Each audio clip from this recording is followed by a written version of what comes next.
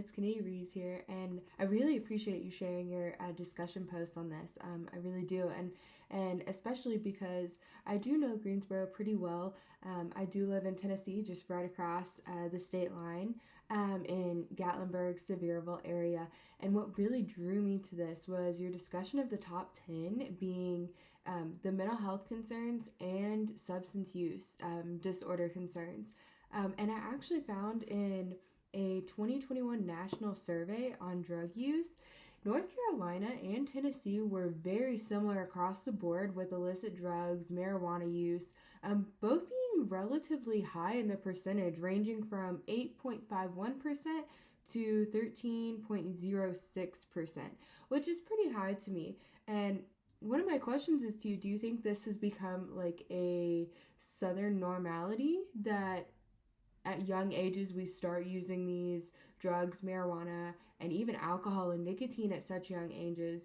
Do you think that plays a part in how the community sees these things as not a big deal, or the older generation used it when they were younger? I'm curious on your thought on that. Also, what sprung a bell in my head was I didn't even think about COVID and depression. And in 2022, from the World Health Organization, they reported that actually depression went up by nearly 28%, which is a lot. That's a lot. For depression and anxiety, actually. So I definitely think that our resources should be tailored, focused to, okay, COVID, a big event, it impacted everyone globally.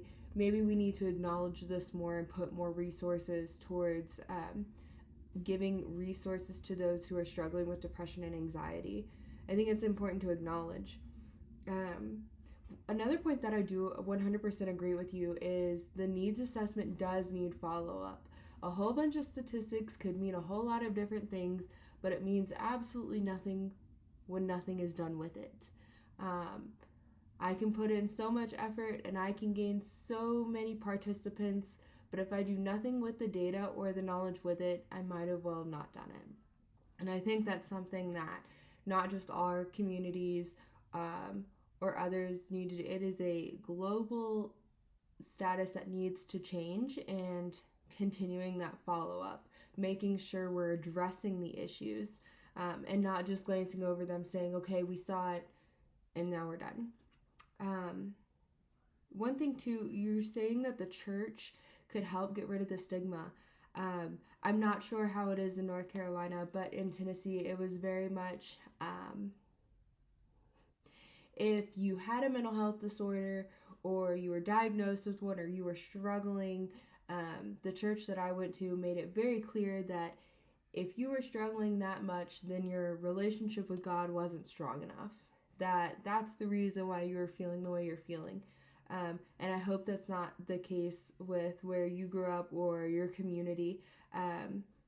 But I do think the church can 100% decrease the stigma, the negative stigma against mental health, especially if the church and the public health, mental health come together as a team and not a clashing unit.